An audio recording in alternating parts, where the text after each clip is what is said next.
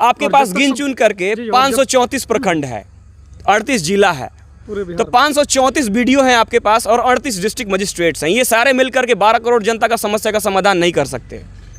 सीधी सी बात है, जितनी ज़्यादा संख्या में डिसीजन मेकर्स होंगे उतनी ही ज़्यादा समस्या शॉर्ट आउट होगी।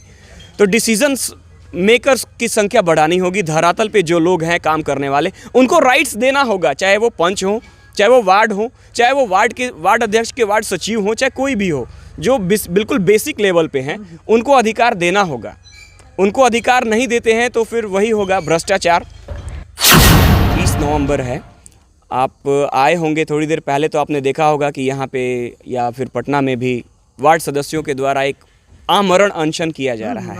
वो मरने को अब बेताब है कि भैया अगर कुछ नहीं दोगे हमारे हाथ में पावर काम करने का, विकास करने का, तो जनता हमको गालियाँ देगी और हमको मारेगी, हमको फिर भला बुरा कहेगी, हम कहीं के लायक नहीं रहेंगे। बड़े नेता कुछ भी कह देते हैं और छोटे नेताओं को कुछ नहीं मिल पाता है। प्राथमिक स्तर पे विकास अगर नहीं किया जाएगा तो उच्च स्तरीय विकास डायरेक्ट संभव नहीं है। तो कहीं ना कहीं प्राथमिक स्तर पे जो सुधार होना चाहिए वो आज तक नहीं हो पाया है। हमारे लोकतंत्र में जो 4 स्तंभ हैं, न्यायपालिका है सबसे पहला स्तंभ, दूसरा स्तंभ है कार्यपालिका, तीसरा है विधायिका और चौथा है मीडिया।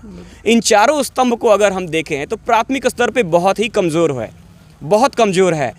इतना कमज़ोर है कि एक आम इंसान अपने कार्य को संपादित करने के लिए, अपने अधिकार को लेने के लिए वो इतना परेशान हो जाता है कि इनमें से चारों कोई उसका काम नहीं आता। दौड़ना पड़ता है एक आम इंसान को हर एक चीज़ पाने के लिए। हिंदुस्तान आज़ादी का अमृत महोत्सव मना रहा है और जब भी हिंदुस्तान के राज्यों के विकास की चर्चा होती है तो बिहार राज्य की चर्चा और बिहार राज्य का जिक्र सबसे पिछड़े हुए राज्यों में होता है। यानी कि यूँ कहिए तो बिहार को माना जाता है कि और भी राज्यों के अपेक्षा बिहार एक पिछड़ा हुआ राज्य है। हमारे कैमरे पर मौजूद आपको कुछ शख्स दिखाई दे रहे होंगे। जो शख्स हैं ये रवि कुमार जी हैं, रवि जी हैं, और सोनू पचौरी जी हैं, और ये राजू रजक जी हैं।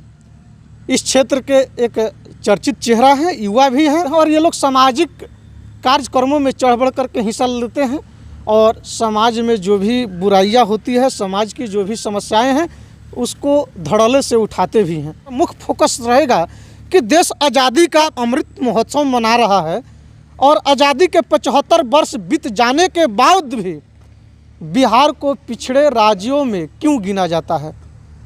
बिहार कभी शिक्षा का मुख्य केंद्र हुआ करता था, आखिर यह बिहार पिछड़ा क्यों माना जाता है। इन्हीं तमाम मुद्दों पर हम चर्चा करेंगे। सोनू जी हैं, रवि जी हैं और राजू जी हैं।